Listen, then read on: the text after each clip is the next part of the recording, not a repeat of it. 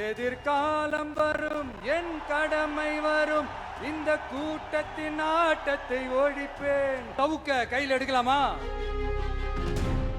ஒரு தவறு செய்தால், அதை தெரிந்து செய்தால், அவர் கபட நாடக மு.க. ஸ்டாலின் அங்கிளாகவே இருந்தாலும், அங்கிள் உங்களுக்கு மனசாட்சின்னு ஒன்று இருந்துச்சுன்னா ஒரு ரைடுன்னு ஒன்று வந்துட்டா போதும். இது வரைக்கும் போகவே போகாத ஒரு மீட்டிங், அதை காரணம் காட்டி டெல்லிக்கு போறது, அங்க ஒரு சீக்கிரட் மீட்டிங் நடத்துறது. நல்லா நோட் பண்ணணும் மக்களே, அந்த மீட்டிங் அப்புறம் இந்த இஷ்யூ அப்படியே காணாம போயிருக்குமே. அதேதான் என்னுடைய அண்ணன் புரட்சி கலைஞர் கேப்டன் விஜயகாந்த் அவர்களோட பழகிறதுக்கு எனக்கு நிறையவே வாய்ப்பு கிடைச்சது. அவரும் இந்த மதுரை மண்ணை சேர்ந்தவர் தானே, அவரை மறக்க முடியுமா? எல்லாரும் கட்சி ஆரம்பிச்சதுக்கு அப்புறம் தான் ஒவ்வொரு வீட்டுக்குள்ளேயும் போறதுக்கு ட்ரை பண்ணுவாங்க. ஆனா நாங்க அப்படி இல்லை, ஒவ்வொரு வீட்டுக்குள்ளேயும் போனதுக்கு அப்புறம் தான் கட்சியாவே ஆரம்பிச்சிருக்கிறோம். எல்லா அரசியல்வாதியும் அறிவாளியும் கிடையாது, எல்லா சினிமாக்காரனும் முட்டாளும் கிடையாது. இந்த அரசியல் ஆய்வாளர்களுக்கு நான் சொல்றதெல்லாம் ஒன்னேதான், நல்லா கேட்டுக்கங்க. இந்த விஜய் ஏதோ இந்த பல லட்சம் பேர் கூடுற கூட்டத்தில் மட்டுமே இருக்கிறாரு அப்படின்னு மட்டும் தப்பு கணக்கு போட்டாதீங்க. ஏன்னா நம்மளுடைய இந்த கூட்டம் வெறும் ஓட்டா மட்டும் இல்லைங்க, வரப்போற தேர்தலில் மக்கள் விரோத ஆட்சியாளர்களுக்கு நாம வைக்க போற வேட்டா, நம்மளை கோட்டைக்கு அனுப்ப போற ரூட்டா இருக்க போதுன்னு சீக்கிரமாவே தெரிஞ்சுப்பீங்க. சிங்கம், ஒரு சிங்கம் எப்போ எதுலயும் பெக்யூலியர் தான். ஒரு முறை சிங்கம் கர்ஜிச்சதுன்னா அந்த சவுண்ட்ல ஒரு 8 கிலோமீட்டருக்கு சும்மா அதிரும், எல்லா திசைகளும் அதிரும். அப்படிப்பட்ட அந்த சிங்கம் வேட்டைக்கு மட்டும்தான் வெளியில வரும், வேடிக்கை பார்க்கறதுக்கெல்லாம் வெளியில வராது. வேட்டையில கூட உயிரோடு இருக்கிற மிருகங்களை தான் வேட்டையாடும். அதுலயும் பெரும்பாலும் தன்னை விட பெரிய சைஸ் உள்ள மிருகங்களை தான் குறி வச்சு தாக்கும், ஜெயிக்கும். எவ்வளவு பசியில் இருந்தாலும் உயிர் இல்லாததை, கெட்டு போனதை தொட்டு கூட பார்க்காது. அப்படிப்பட்ட அந்த சிங்கம் அவ்வளவு ஈஸியா எதையும் தொடாது, தொட்டா விடாது. காட்டோட 4 பக்கமும் மார்க்கிங் மை டெரிட்டரின்னு தன்னுடைய பவுண்டரியை தானே வகுக்கும். அப்படிதான் அந்த காட்டையே தன்னோட கண்ட்ரோல்ல வச்சிருக்கும். சிங்கத்துக்கு கூட்டத்தோட இருக்கிறதுக்கும் தெரியும், தனியா இருக்கிறதுக்கும் தெரியும். அப்படியே தனியா வரணும்னு நினைச்சாலும் அஞ்சாம அலட்டிக்காம சும்மா கெத்தா தனியா வந்து அத்தனை பேருக்கும் தண்ணி காட்டும். எப்போ எதுலயும் தன்னோட தனித்தன்மையை இழக்கவே இழக்காது. Yes, a lion is always a lion.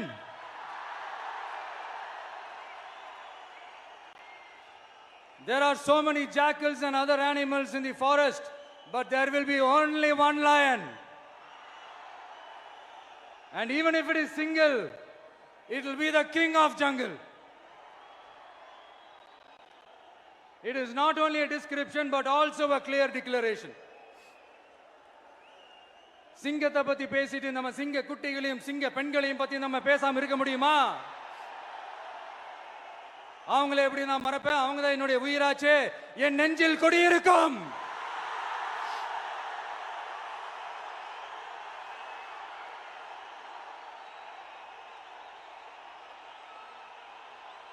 என்னுடைய தோழர்களுக்கும் தோழிகளுக்கும்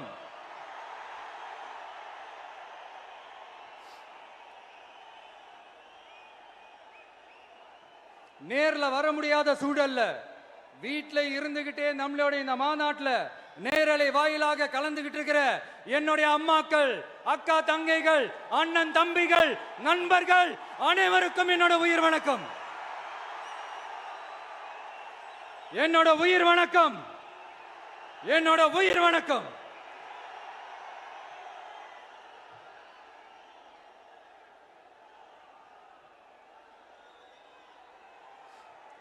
வீரம் விளையும் மாமதுரை மண்ணை வணங்குகிறேன்.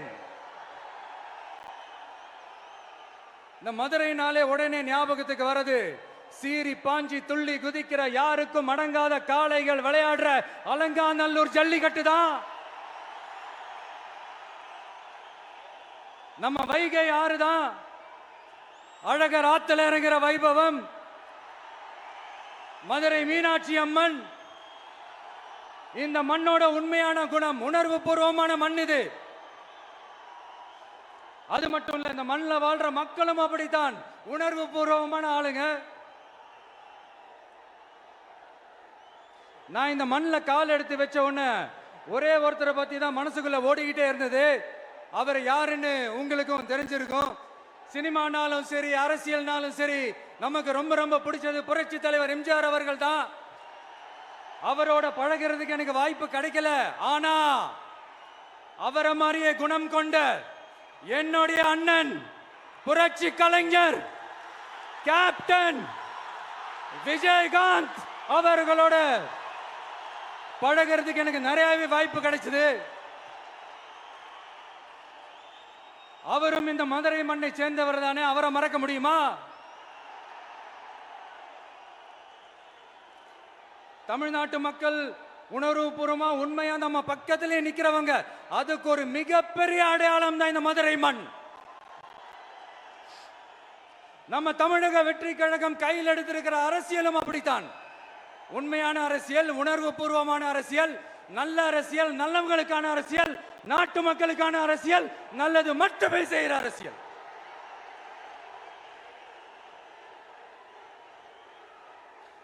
இதோ நம்மளுடைய இந்த 2வது மாநில மாநாடு வாகை சூடும் வரலாறு திரும்புகிறது. அப்படி இந்த மாநாட்டுக்கு பேர் வச்சிருக்கிறோம். 1967லயும் 1977லயும் நம்ம தமிழக அரசியல் ஒரு மிகப்பெரிய ஆட்சி அதிகார மாற்றங்கள் ஒண்ணு நடந்துச்சு இல்லையா? அதே மாதிரிதான் அடுத்த வருஷம் 2026ல அப்படி ஒரு வரலாறு திரும்ப போகுதுன்னு உறுதியா சொல்றதுக்கான மாநாடு தான் நம்மளோட இந்த 2வது மாநில மாநாடு. விக்கிரவாண்டி வீசாலையில் நம்மளுடைய ஃபர்ஸ்ட் மாநாடு நடத்தணும், வெற்றி கொள்கை திருவிழா. அதுக்கப்புறமே நீங்க பார்த்திருப்பீங்க, தமிழக அரசியல் அந்த தட்ப வெப்பத்தையே மாத்தினுச்சு. நமக்கு எதிராக எத்தனை குரல்கள். ஆனா உங்களுக்கு தான் நம்மளை பத்தி நல்லா தெரியுமே. எந்த குரலையும் காதலையே போட்டுக்காம மக்களோட குரலை மட்டுமே கேட்டுக்கிட்டு நமக்கு எதிராக வர அத்தனை கூக்குரல்களையும் சின்னதா ஒரு சிரிப்போடவே கடந்து வந்திருக்கிறோம். அது இல்லாம நம்ம மாநாட்டில் ஒலிக்கிற இந்த குரல் இந்த ஒற்றை தமிழ் மகனோட குரல் மட்டுமல்ல, ஒட்டுமொத்த தமிழ்நாட்டு மக்களுடைய குரல். தமிழ்நாட்டில் இருக்கிற ஒவ்வொரு வீட்டில இருந்தும் ஒலிக்கிற குரல். ஒட்டுமொத்த உலகெங்கும் வாழும் ஒவ்வொரு தமிழ் வீட்டிலிருந்தும் எழும் குரல். இந்த சினிமா என்கிற மாபெரும் கலை ஆயுதத்தின் வாயிலாக சாதி, மதம், இனம், பாலினம், மொழி கடந்து இந்த நாட்டின் மூளை முடுக்கெங்கும் ரசிகர்களாக இருந்து தோழர்களாக நம்மோடு பயணிக்க துவங்கியுள்ள அனைவரோடும் இணைந்த ஒவ்வொரு மனிதருக்காகவும் ஒலிக்கிற உரிமை குரல். மாநில உரிமைக்காக, பெண் உரிமைக்காக, சமூக நீதிக்காக, சமநீதிக்காக, மதச்சார்பின்மைக்காக உண்மையா ஒலிக்கிற குரல். அதனால் இந்த குரலுக்கு எதிராக இன்னும் இன்னும் எத்தனை குரல்கள் வந்தாலும் ஓங்கி ஒலிக்குமே தவிர ஒரு நாளும் ஓயவே ஓயாது. Yes, it is an unstoppable voice, an unstoppable force.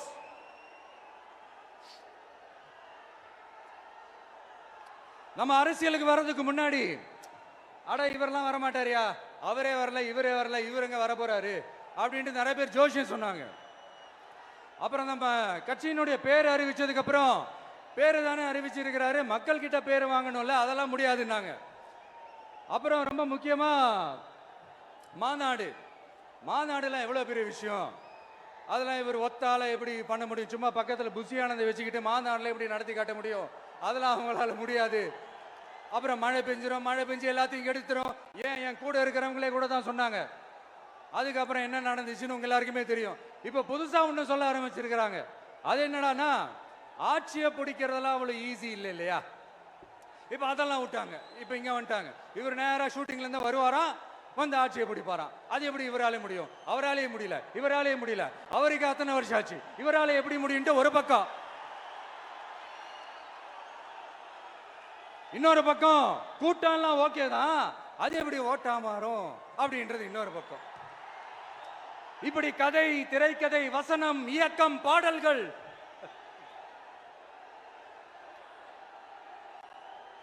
அதனால இந்த அரசியல் ஆய்வாளர்களுக்கு நான் சொல்றதெல்லாம் ஒன்னேதான், நல்லா கேட்டுக்கங்க. இந்த விஜய் ஏதோ இந்த பல லட்சம் பேர் கூடுற கூட்டத்தில் மட்டுமே இருக்கிறாரு அப்படின்னு மட்டும் தப்பு கணக்கு போட்டாதீங்க. ஏன்னா நம்மளுடைய இந்த கூட்டம் வெறும் ஓட்டா மட்டும் இல்லைங்க, வரப்போற தேர்தலில் மக்கள் விரோத ஆட்சியாளர்களுக்கு நாம வைக்க போற வேட்டா, நம்மளை கோட்டைக்கு அனுப்ப போற ரூட்டா இருக்க போதுன்னு சீக்கிரமாவே தெரிஞ்சுப்பீங்க. ஏன்னா கோடிக்கணக்கானவங்களோட ஹார்ட்லயும் வீட்லயும் ஏற்கனவே ஆல்ரெடி உயிரா, உணர்வா, உறவா இருக்கிறோம். நம்மளுடைய கனெக்ட் எல்லாம் வெறும் மக்களோட மட்டும்தான். நாம யாருன்னு அவங்களுக்கு தெரியும், அவங்க யாருன்னு நமக்கு தெரியும். நாமளும் நம்ம மக்களும் எப்படி இருக்கிறோம்னு எதிரிகளுக்கு நல்லாவே தெரியும். இருந்தாலும் இந்த விஜய் எதுக்குப்பா வந்திருக்கிறாரு, இவர் என்ன புதுசா என்ன திட்டம்லாம் சொல்லிட்டாரு அப்படின்னு வேற நிறைய கேள்விகள். இந்த சொல்றேன் தெரிஞ்சுக்கங்க. பெண் குழந்தைகள், பெண்கள் மற்றும் வயசானவங்களோட பாதுகாப்புல தான் நம்ம பிரையாரிட்டியே. அடுத்து இளைஞர்கள், உழவர்கள், உழைப்பாளர்கள், நெசவாளர்கள், மீனவர்கள், ஆதரவற்ற முதியோர்கள், மாற்றுத்திறனாளிகள், மூன்றாம் பால் இனத்தவர்கள்னு இன்னும் யாருக்கெல்லாம் கவர்மெண்டோட ஒரு ஸ்பெஷல் அட்டென்ஷன் தேவையோ அவங்க எல்லாருக்குமான ஒரு கவர்மெண்ட் அமைக்கிறது தான் நம்ம இலக்கே. நான் ஏற்கனவே சொன்னதை தான் இங்க நான் திரும்பவும் சொல்றேன். நம்மளுடைய இந்த தமிழக வெற்றி கழகம் ஏதோ அரசியல் ஆதாயத்துக்காக தொடங்கப்பட்ட கட்சியெல்லாம் கிடையாதுங்க. கொள்கை கோட்பாடுகளோடு தந்தை பெரியார், பெருந்தலைவர் காமராஜர், அண்ணல் அம்பேத்கர், வீரமங்க வேலு நாச்சியார், மக்கள் சேவகர் அஞ்சலை அம்மாள், நம்மளுடைய 5 கொள்கை தலைவர்களோட வழிகாட்டுதல்களோடு தொடங்கப்பட்ட கட்சி. நம்ம ஸ்டாண்ட்ல நாம எப்பவுமே ஸ்ட்ராங்கா தாங்க இருக்கிறோம்.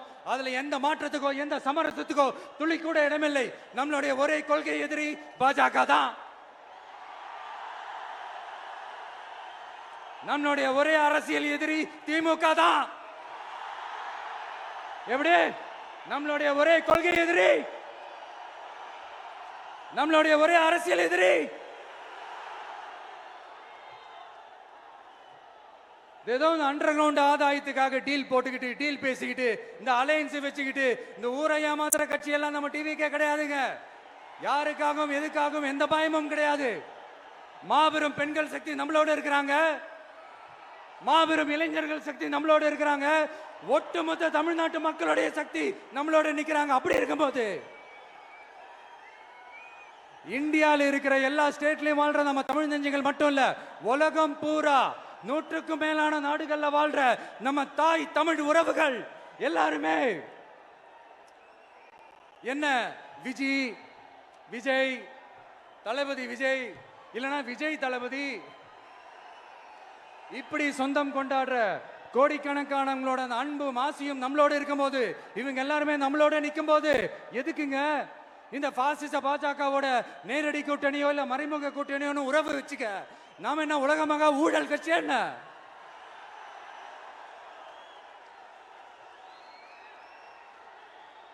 நம்மளை பத்தி சின்னதா ஒரு உண்மை ஒண்ணு சொல்லலாமா? என்னடா இவர் வாயால இப்படி சொல்றாருன்ட்டு யாரும் தவறா நினைச்சுக்க வேணாம். ஏன்னா இது ஒரு விதத்துல ஒரு ஃபேக்டும் கூட, அதனாலதான் நான் சொல்லணும்னு ஆசைப்படுறேன். நம்ம யார் தெரியும்ல? நாம எல்லாருமே சொல்றேன், நாம யார் தெரியும்ல? இந்தியாவின் மாபெரும் மக்கள் சக்தி கொண்ட ஒரு மகத்தான வெகுஜன மக்கள் படை.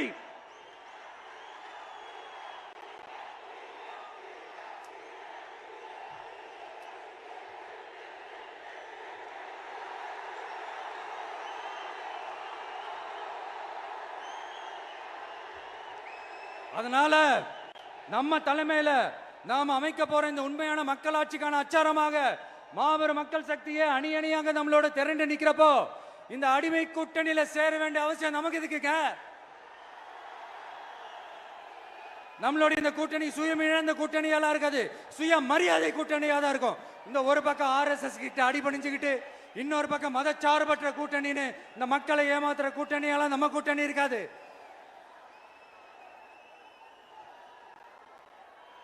நான் இப்பவும் சொல்றேன், நம்மளை நம்பி வர்றவங்களுக்கு ஆட்சியிலும் அதிகாரத்திலும் உறுதியாக பங்களிப்பு செய்யப்படும். உடனே இந்த கேள்விகள்லாம் வரும். அப்ப யாரு கூட்டணி, யாரு வரா, யாரு போறா, இந்த கேள்விகள்லாம் வரும். இந்த கேள்விகளுக்கெல்லாம் ஒரே ஒரு பதில் தான், சஸ்பென்ஸ்ல சஞ்சாரம் செய்யுங்க. ஆனா ஒண்ணு, 2026ல 2 பேருக்கு நடுவுல தான் போட்டியே. ஒன்னு டிவிகே, இன்னொன்னு டிஎம்கே. இந்த போட்டி எப்படி இருக்க போதுன்னா, இந்த அலையன்ஸை வச்சு எப்படியாவது நம்ம தப்பிச்சிடலாம். என்ன இந்த பழைய இந்த மேத்தமேட்டிக்ஸ், அரித்மேட்டிக்ஸ் இதெல்லாம் வச்சு எப்படியாவது நம்ம தப்பிச்சிடலாம் அப்படின்னு நினைக்கிறவங்களோட அந்த கனவு ஒரு நாளும் மைப்படாது. சரி, இப்ப நம்ம வேற ஒரு ஏரியாவுக்கு ஒண்ணு வருவோம். எதிர்காலம் வரும், என் கடமை வரும், இந்த கூட்டத்தின் ஆட்டத்தை ஒழிப்பேன்.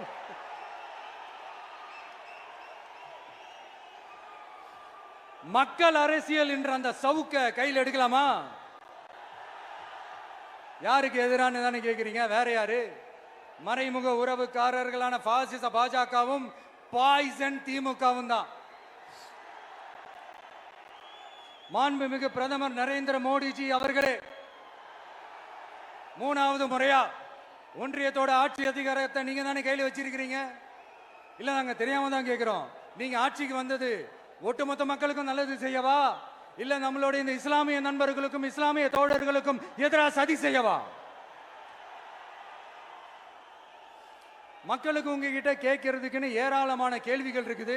அதனால அவங்க சார்பா, அவங்கள ஒருத்தனா, அவங்களோட ஒரு உண்மையான ஒரு பிரதிநிதியா உங்ககிட்ட சில கேள்விகள் கேட்கணும். மிஸ்டர் பிரைம் மினிஸ்டர் அவர்களே,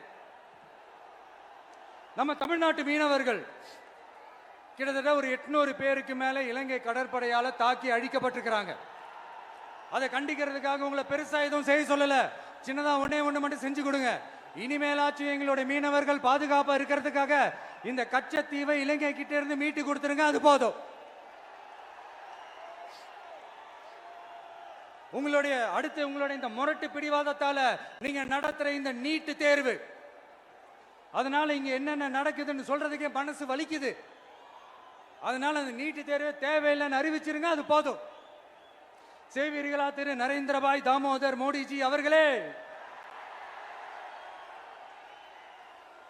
எங்களுக்கு என்னென்ன தேவையோ, என்னென்ன நல்லதோ அதெல்லாம் செய்ய மாட்டேங்கிறீங்க. ஆனா ஆட்சி அதிகாரத்தை மட்டும் கையில வச்சுக்கிட்டு மக்களை ஏமாத்த நேரடியாக ஒரு பாசிச பாஜக அடிமை கூட்டணி ஒண்ணு.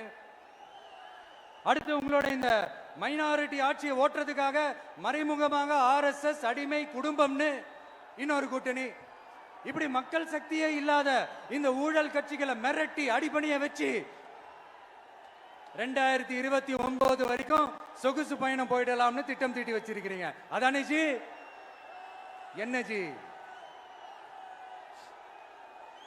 ஒண்ணு மட்டும் சொல்றேன், தெரிஞ்சுக்கங்க. என்னதான் நீங்க இந்த நேரடி மறைமுக கூட்டணி குட்டிகரணம் போட்டாலும் தாமரை இலையில தண்ணியே ஒட்டாது. தமிழக மக்கள் மட்டும் எப்படி ஒட்டுவாங்க?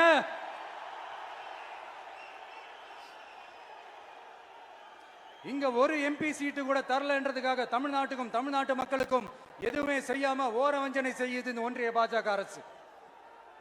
சங்கம் வச்சு தமிழ் வளர்த்த மண் இந்த மதுரை மண். அதனால இங்க அந்த கீழடியில கிடைச்ச ஆதாரங்களை எல்லாம் மறைச்சிட்டு எங்க நாகரிகத்தையும் எங்க வரலாறையும் அழிக்கிறதுக்காக உள்ளடி வேலை செய்யலாம்னு நினைக்கிறீங்க. தமிழ்நாட்டை தொட்ட என்ன நடக்கும் நீங்க பல உதாரணங்கள் இருக்குது. அதனால இதையெல்லாம் மறைச்சிட்டு எங்க மக்களை ஏமாத்திடலாம்னு மட்டும் நினைக்காதீங்க. மத நல்லிணக்கத்திற்கு பெயர் பெற்ற இந்த மதுரை மண்ணிலிருந்து சொல்றேன், உங்க எண்ணம் எல்லாம் ஒரு நாளும் ஈடேறாது.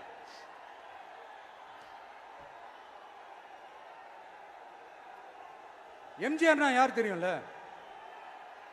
அவர் மாஸ்னா என்னன்னு தெரியும்ல? அவர் உயிரோடு இருக்கிற வரைக்கும் அந்த சிஎம் சீட்டை பத்தி ஒருத்தராலையும் நினைச்சு கூட பார்க்க முடியல, கனவு கூட காண முடியல. எப்படியாவது அந்த சிஎம் சீட்டை என்கிட்ட கொடுத்துருங்க, என் நண்பர் எம்ஜிஆர் திரும்ப வந்ததுக்கு அப்புறம் நான் திருப்பி கொடுத்துட்றேன்னு தன்னோட எதிரியை கூட மக்கள் கிட்ட கெஞ்ச வச்சவர் எம்ஜிஆர். எப்படி கெஞ்ச வச்சவர்.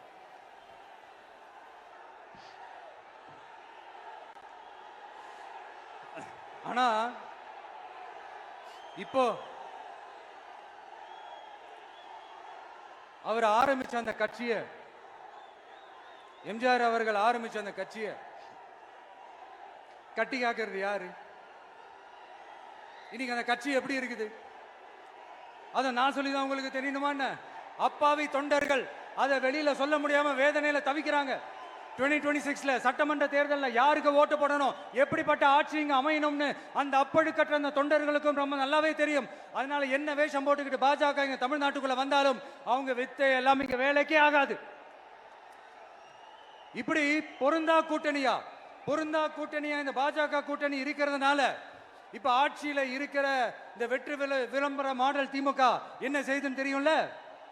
பாஜகவோட உள்ளுக்குள்ள ஒரு உறவை ஒண்ணு வச்சுக்கிட்டு வெளியில எதிர்க்கிற மாதிரி ஒரு டிராமா ஒண்ணு பண்ணிக்கிட்டு, எதிர்கட்சியா இருந்தா போங்க மோடின்னு பலூன் விடுறது, ஆளுங்கட்சியா இருந்தா வாங்க மோடின்னு கொடை பிடிச்சுக்கிட்டு கும்பிடு போடுறது. இது மட்டுமா? ஒரு ரைடுன்னு ஒன்று வந்துட்டா போதும், இது வரைக்கும் போகவே போகாத ஒரு மீட்டிங், அதை காரணம் காட்டி டெல்லிக்கு போறது, அங்க ஒரு சீக்கிரட் மீட்டிங் நடத்துறது. நல்லா நோட் பண்ணணும் மக்களே, அந்த மீட்டிங் அப்புறம் இந்த இஷ்யூ அப்படியே காணாம போயிருக்குமே. அதேதான் Stalin uncle, what uncle is very wrong uncle.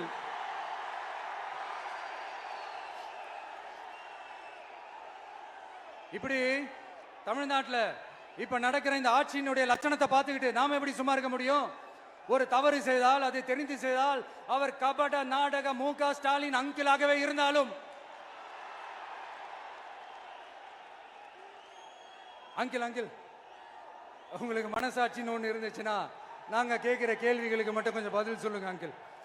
நீங்க நடத்துற இந்த ஆட்சியில நேர்மை இருக்கா, நியாயம் இருக்கா, ஊழல் இல்லாம இருக்கா, சட்டம் ஒழுங்கு சரியா இருக்கா, பெண்களுக்கு பாதுகாப்பு இருக்கா, பொதுமக்களுக்கு பாதுகாப்பு இருக்கா, இயற்கை வளங்களுக்கு பாதுகாப்பு இருக்கா? சொல்லுங்க மை டியர் அங்கிள், சொல்லுங்க. டாஸ்மாக்ல மட்டுமே இது வரைக்கும் 1000 கோடிக்கு மேல ஊழல்னு சொல்றாங்க. அதுல மட்டுமா தப்பு நடக்குது? வேற எதுல தான் நடக்கல? உலகத்திலே மிஸ்டர் கிளீன் ரெக்கார்ட்ஸ் எல்லாம் உங்களுக்கும் உங்க கூட இருக்கிறவங்களுக்கும் மட்டும்தான் அங்கிள் கொடுக்கணும். இதை பார்த்து வாயே இல்லாத ஊரு கூட வயிறு வலிக்கு சிரிக்குது. பெண்களுக்கு 1000 ரூபாய் கொடுத்துட்டீங்கன்னா போதுமா அங்கிள்? அப்படியே அது மூடி மறைச்சிடலான்னு பாக்குறீங்களா? படிக்கிற இடத்துல, வேலைக்கு போற இடத்துல, வெளியில போற இடத்துலன்னு அவங்களுக்கு பாதுகாப்பே இல்லைன்னு ஒட்டுமொத்த பெண்களும் கதறாங்க. அந்த கதறல் சத்தம் ஏதாவது உங்க காதுல கேக்குதா அங்கிள்? இதுல வேற உங்க அப்பான்னு கூப்பிடுறாங்கன்னு வேற சொல்றீங்க. What is this uncle? Is very very wrong uncle, is very very wrong. பெண்களுக்கு மட்டுமா பொய் வாக்குறுதி கொடுத்து ஏமாத்துறீங்க? அரசு ஊழியர்கள், ஆசிரியர்களை ஏமாத்துறீங்க, விவசாயிகளை ஏமாத்துறீங்க, பரந்தூர்ல பாதிப்பே வராதுன்னு சொல்லி ஏமாத்துறீங்க, மீனவர்களை ஏமாத்துறீங்க, போதைப் பொருள் கலாச்சாரத்தை ஒழிக்காம ஏமாத்துறீங்க. ஐயோ ஐயோ ஐயோ, very very first uncle, very very first. எப்படி கேட்டாலும் இவங்க கிட்ட இருந்து எந்த பதிலும் வரப்போறதில்லை. ஏன்னா இருந்தா தானே. இப்ப ஆட்சியில இருக்கிற நம்மளுடைய அங்கிள் பதில் சொல்றது இருக்கட்டும். மக்களை நீங்க சொல்லுங்க, நீங்க உண்மையை சொல்லுங்க. செய்வோம் செய்வோம் செய்வோம் செய்வோம்னு சொன்னாங்களே, சொன்னதெல்லாம் செஞ்சாங்களா? உங்களை தான் கேட்கிறேன், சொன்னதெல்லாம் செஞ்சாங்களா? சத்தமா சத்தமா மை டியர் அங்கிள், கேக்குதா? மக்களோட சத்தம் கேக்குதா? இது வெறும் சாதாரணமான முழக்கம் தான். கூடிய சீக்கிரம் மக்களை போய் சந்திக்க போறேன், அவங்களோட மனசு விட்டு பேச போறேன்.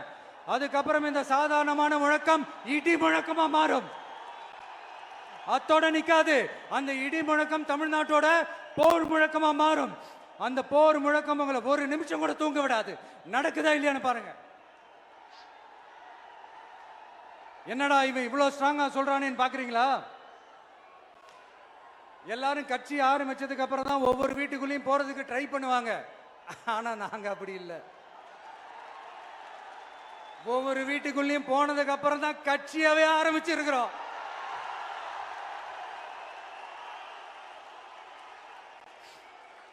அதனால ஒட்டுமொத்தமா எல்லாருமா சேர்ந்து இந்த திமுக ஆட்சிய, கபட நாடக திமுக ஆட்சிய 2026 தேர்தலில் வீட்டுக்கு அனுப்புறோம். வீட்டுக்கு அனுப்புறோம். என்ன நண்பா, சரிதானே? என்ன நண்பி, செய்வீர்கள் தானே? இப்போ உங்களுக்கு சின்னதா ஒரு சர்ப்ரைஸ். நம்ம கட்சியினுடைய வேட்பாளர் பட்டியலை இப்ப நான் அறிவிக்க போறேன். மதுரை கிழக்கு வேட்பாளர் விஜய். இன்னும் முடிக்கல, ஒரு நிமிஷம், இன்னும் முடிக்கல. மதுரை மேற்கு வேட்பாளர் விஜய். மதுரை மத்தி வேட்பாளர் விஜய். மதுரை தெற்கு வேட்பாளர் விஜய். மதுரை வடக்கு வேட்பாளர் விஜய். மேலூர் விஜய். சோழவந்தான் விஜய். திருப்பரங்குன்றம் விஜய். திருமங்கலம் விஜய். உசலம்பட்டி விஜய்.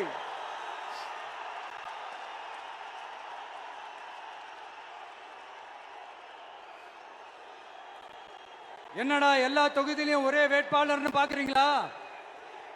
234 தொகுதியிலையும் இந்த விஜய் தான். அதாவது உங்க விஜய் தான் உங்க சின்னம். இன்னும் சிம்பிளா சொல்லணும்னா, உங்க வீட்டில் இருக்கிற ஒருத்தர் தான் வேட்பாளரா நிக்க போறாங்க.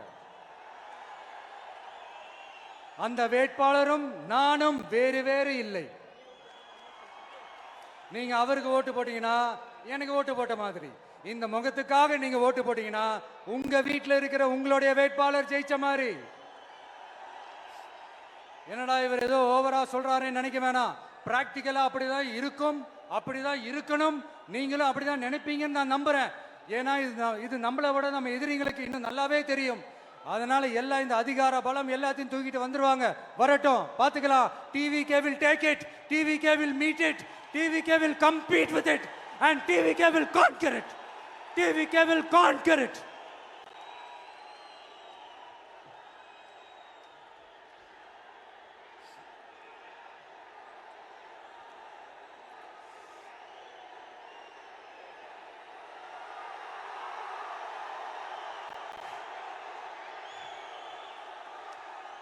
இந்த நேரத்தில் நம்ம மனசுல இருக்கிறத மக்கள் கிட்ட சொல்லி ஆகணும்.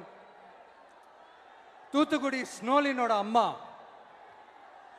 என்ன அவங்களோட தம்பின்னும் அவங்க பொண்ணுக்கு நான் தாய் மாமன்னு சொன்னாங்க. அந்த அக்காவோட குழந்தைக்கு மட்டும் இல்லைங்க, என்ன அண்ணனா தம்பியா நினைக்கிற தமிழ்நாட்டில் இருக்கிற என்னோட எல்லா சகோதரிகளின் குழந்தைகளுக்கும் நான் இன்னைக்கு மட்டும் இல்ல, என்னைக்குமே ஒரு தாய் மாமனா தான் இருப்பேன்.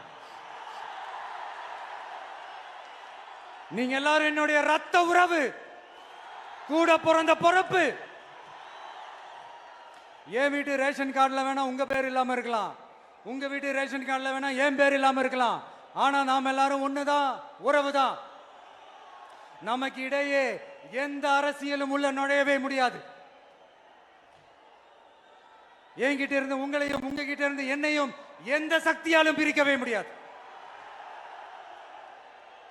அப்புறம் நான் ஒன்னும் இந்த மார்க்கெட் போனதுக்கு அப்புறம், ரிட்டையர் ஆனதுக்கு அப்புறம் அடைக்கலம் தேடி அரசியலுக்கு வரல. படைக்கலனோட வந்திருக்கிறோம். பவர்ஃபுல் போர்ஸோட, மாபெரும் படை வரிசையோட, எல்லாத்துக்கும் தயாராகி தான் வந்திருக்கிறோம். இவ்வளவு தயாரா நாம அரசியலுக்கு வர்றதுக்கு ரொம்ப ரொம்ப முக்கிய காரணம் ஒண்ணு இருக்கு. அது என்ன தெரியுமா? நன்றி கடன், நன்றி கடன், நன்றி கடன். கிட்டத்தட்ட ஒரு 30 வருஷமா, 30 வருஷத்துக்கு மேல நீங்க தான், நம்ம மக்கள் தான் என் கூட நிக்கிறீங்க, எனக்காக நிக்கிறீங்க, என்னை தாங்கி பிடிக்கிறீங்க, மனசுல ஏந்தி பிடிக்கிறீங்க, தாய் அன்போட மடியில ஏந்திக்கிறீங்க. உண்மையை சொல்லணும்னா வேற யாரை விடவும் எனக்கு இந்த அன்பையும் ஆதரவையும் கொடுத்திருக்கிறீங்க. என் மேல உயிரையே வச்சிருக்கிறீங்க. என்ன உங்க வீட்டுல ஒருத்தனாவே ஆக்கிட்டீங்க. நீங்க எனக்கு கடவுள் கொடுத்த வரம்.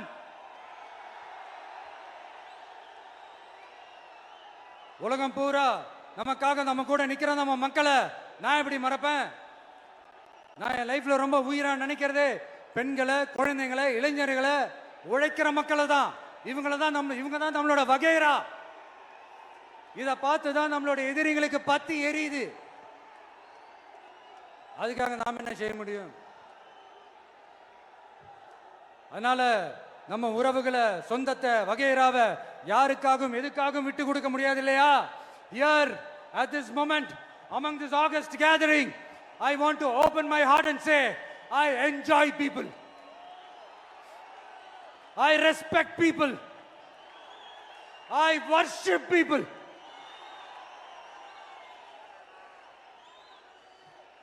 சரிப்பா, இவ்வளவு செஞ்ச நம்ம மக்களுக்கு நன்றி கடனா உன்னால முழுமையா செலுத்த முடியுமான்னு கேட்டா சத்தியமா சொல்றேன், என்னால முடியாதுதான். இன்னும் எத்தனை ஜென்மம் எடுத்தாலும் அந்த நன்றி கடனை என்னால தீர்க்கவே முடியாது. அப்புறம் என்ன மானாவுக்கடா நீ வந்திருக்க தானே கேக்குறீங்க? மைண்ட் வாய்ஸ் கேட்ட மாதிரி இருந்தது. வாழ்நாள் முழுக்க நம்ம மக்களுக்காக ஆதரவா துணையா நிக்கிறத தவிர, அவங்களுக்காக உழைக்கிறத தவிர எனக்கு வேற எந்த எண்ணமும் இல்லை.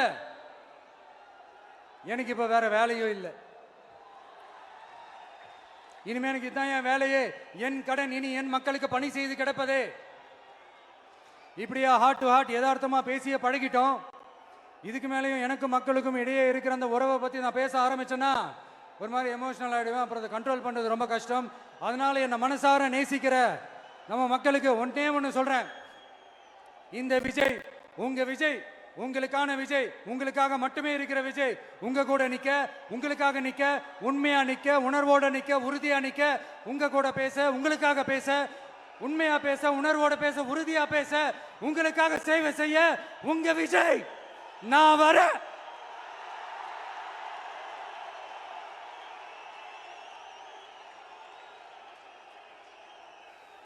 சொல்லல முக்கியம், செயல் செயல் செயல் தான் முக்கியம். செய்கை தான் சும்மா சிறப்பா இருக்கணும். நான் ஆட்சிக்கு வந்தேன்னா சும்மா அது செய்வேன், இது செய்வேன், நல்லது செய்வேன், உருட்டுவேன், புரட்டுவேன், அதெல்லாம் கிடையாது.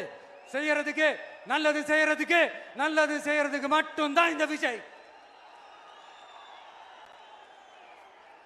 அப்புறம் ஒரு அரசியல் தலைவன் அவன் சினிமாக்காரனா, நல்லவனா, கெட்டவனா, இதெல்லாம் தாண்டி அவன் உண்மையானவனா, அதுதான் ரொம்ப ரொம்ப முக்கியம். இது சம்பந்தமா ஒரு குட்டி கதை ஒன்று சொல்றேன். ஒரு நாட்டில் ஒரு ராஜா தனக்கு பக்கபலமா இருக்கிறதுக்காக, கூட துணையா இருக்கிறதுக்காக ஒரு தளபதியை தேடுறாரு. சரியான தகுதிகளோட ஒரு 10 பேர் செலக்ட் ஆகுறாங்க. ஆனா அதுல ஒருத்தர் மட்டும் தான் செலக்ட் பண்ணணும். அதனால அந்த ராஜா என்ன பண்றாருன்னா ஒரு டெஸ்ட் வைக்கிறாரு. அந்த 10 பேர் கையிலையும் விதை நெல்லை கொடுத்து இதை நல்லா வளர்த்து கொண்டு வாங்க, ஒரு 3 மாசம் கழிச்சு வாங்கன்னு சொல்லி அனுப்பி வச்சிடுறாரு. 3 மாசம் கழிச்சு வரும்போது அதுல ஒருத்தர் ஆளு உயரத்துக்கு வளர்த்திருந்தாரு, ஒருத்தர் தோல் உயரத்துக்கு வளர்த்திருந்தாரு. அதுல ஒரு 9 பேரும் நல்லா வளர்த்து கொண்டு வந்திருந்தாங்க. ஒருத்தர் மட்டும் வெறும் தொட்டியோடவே வந்தாரு. என்னன்னு கேட்டதுக்கு, நானும் தண்ணி ஊத்தி ஊத்தி பாக்குறேன், உரம் வச்சு வச்சு பாக்குறேன், வளரவே மாட்டேங்குது ராஜா, என்ன பண்றதுன்னு தெரியலன்னு சொன்னதுக்கு ராஜா அவரை கட்டி அணைச்சிக்கிட்டு, இனிமே நீதான் என்னுடைய தளபதி, எல்லா அதிகாரமும் உனக்கு தான் சொன்னாரு. ஏன்னா அந்த 10 பேர் கையிலையும் ராஜா கொடுத்தது அவித்த விதை நெல், அது முளைக்கவே முளைக்காது. அந்த 9 திருட்டு பயலும் என்ன பண்ணிருக்காங்கன்னா வேற விதை நெல்லை வாங்கி அதை வளர்த்துட்டு ராஜாவையும் மக்களையும் ஏமாத்திருக்கிறாங்க. ஆனா இவர் மட்டும் உண்மையை போட்டு உடைச்சிட்டார். அதனால ஒரு நாட்டுக்கு திறமை எந்த அளவுக்கு முக்கியமோ அந்த அளவுக்கு உண்மையும் நேர்மையும் முக்கியம். இப்போ நீங்க எல்லாரும் தான் அந்த ராஜா. நீங்க தேர்ந்தெடுக்க போற அந்த தளபதி